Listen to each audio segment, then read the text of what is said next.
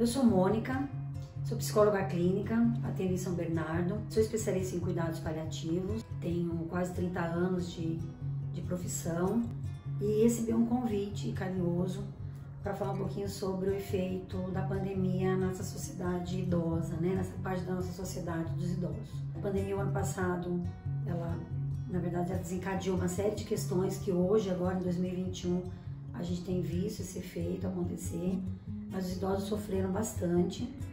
Foi algo muito repentino e que o grupo de risco, né, eram os idosos. Foi isso que a gente teve informação logo no começo da pandemia. Então, familiares e cuidadores e profissionais também, nós da psicologia e outros profissionais que cuidavam de idosos, a gente teve um senso de alerta muito rápido, disparado para isso tudo. E o movimento de manter o idoso em casa, a proibição de visitas, né? Hoje a gente fala sobre a questão de aglomeração, o olhar é sempre para o jovem, mas o idoso foi um isolamento muito cuidadoso que teve que acontecer. E isso se prolongou por um determinado tempo e é claro que acabou tendo efeito sim nessa população. Mônica, qual o impacto da pandemia na saúde mental dos idosos? A gente ainda tem alguns estudos, né, para avaliar essa questão do impacto, mas assim, de imediato o que a gente percebeu foi um processo de muita tristeza, muita queixa de solidão, a retirada, na verdade, de autonomia, né? Então a gente sabe que o idoso tem às vezes uma rotina do que fazer semanalmente, os lugares apropriados, tudo muito organizado, e isso teve que tirar. Então a gente teve conhecimento de idosos em depressão, crises de choro, né? Mesmo com esse atendimento remoto, e quando as visitas foram proibidas, que os filhos faziam o contato remoto, a queixa era muito visível a queixa que os filhos traziam sobre o adoecimento dos pais. E aí a gente também tem uma população que já vinha apresentando cuidados especiais da própria idade ou alguma doença degenerativa, então isso também teve que ser olhado de uma maneira diferente. A família ficou sem acesso, né, de visita em algumas clínicas, em algumas instituições, acompanhando de longe. Então a gente sabe que o fator da família próxima em alguns tratamentos é muito importante. E com o afastamento da família, esse efeito foi acontecendo, o isolamento trouxe alguns efeitos complicadores, sim, para o processo do idoso. O número de pacientes idosos aumentou nesse período da pandemia? Na clínica, não. Na clínica foi um caminho inverso, né? As pessoas que entraram na faixa de restrição acabaram se afastando. Teve uma certa dificuldade do atendimento remoto. Alguns continuaram, poucos, e a família sempre ajudando, o neto ou o filho, ligando câmera, ajudando a colocar fone. E, né, isso no começo foi um pouco complicado, mas depois quem continuou acabou se adaptando nesse processo de atendimento online. Agora, em instituições, essa demanda eu não tenho assim, precisamente de um todo, mas de algumas clínicas que eu acompanho, elas continuaram recebendo idosos, sim, mas não teve um aumento muito significativo, não.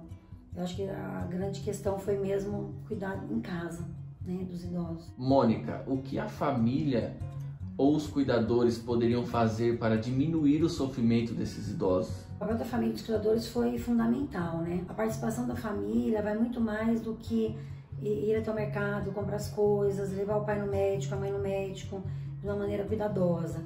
E também estar dentro de atender as necessidades deles no que diz respeito a tomar algumas decisões importantes junto com eles. No início da pandemia, o ano passado, foi muito forte essa questão de manter o idoso isolado, e aí os filhos acabaram tomando conta daquela questão da proteção. Aos poucos a gente começou a perceber que entender os pedidos desse idoso também era muito importante. Então a gente tinha queixa, por exemplo, de filhos que falavam que o pai reclamava da marca do sabão que comprava. Claro, há 20 anos ele usa a mesma marca.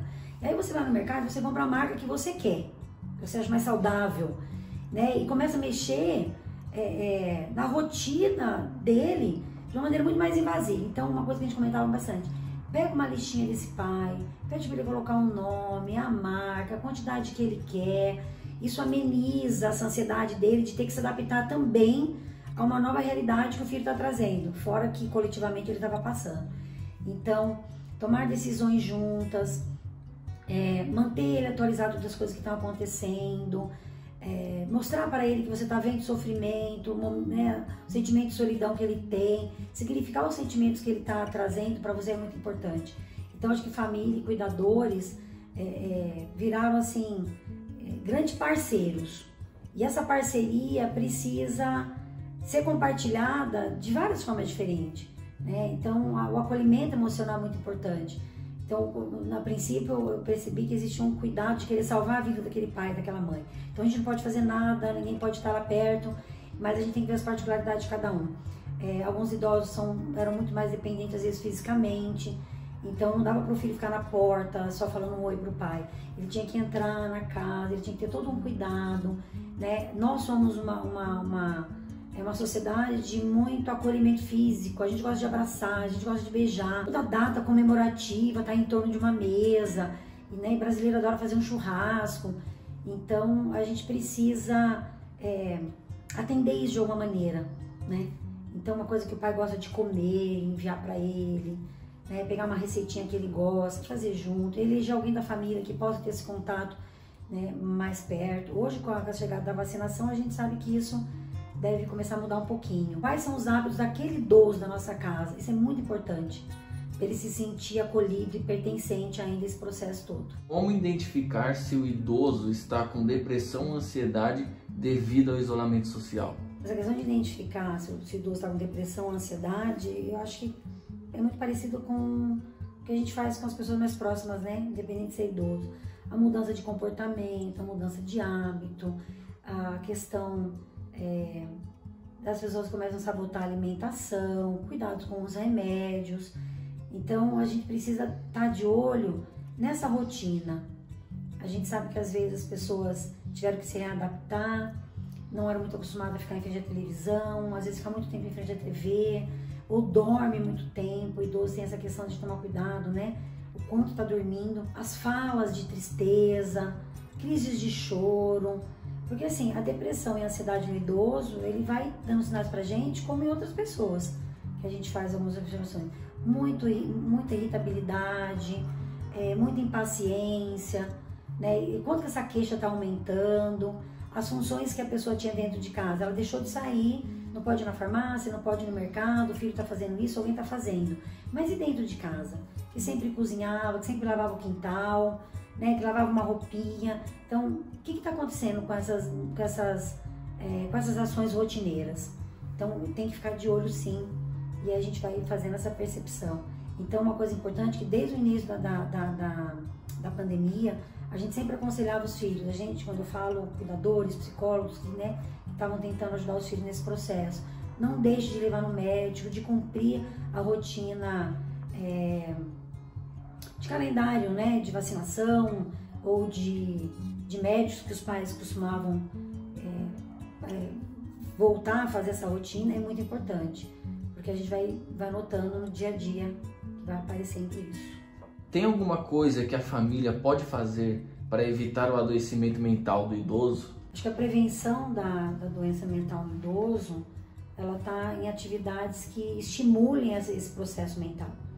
Então, além de manter a responsabilidade que ele já tinha no dia a dia, de fazer as tarefas dele, tudo mais, incentivar esse tipo de coisa, adaptar, se for preciso, né, esse tipo de ações que a pessoa tem.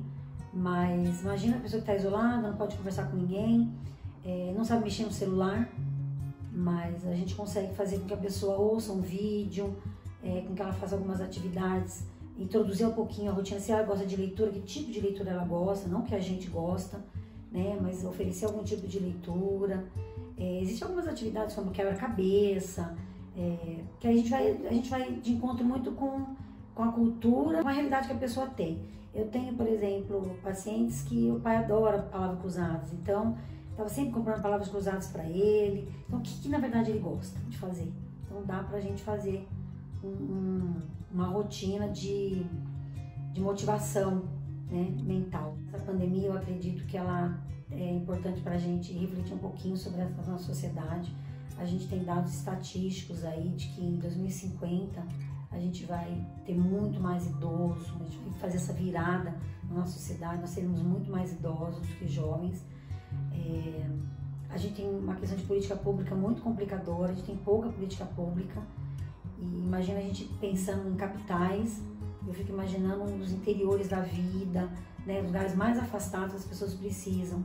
Então a gente tem que começar a pensar para essa sociedade, né? Começar a imaginar como que a gente vai ter uma sociedade com saúde mental, com saúde física, com qualidade de vida, um adoecimento, olhar para o nosso envelhecimento, né? A sociedade está envelhecendo e a gente precisa começar a agir mais, né? Ter um pouco mais de cobrança com nossos deputados, vereadores, toda essa questão política, verbas para a política pública que a gente vai precisar. A gente tem que pensar na qualidade de vida, prevenir para que a gente tenha uma qualidade de vida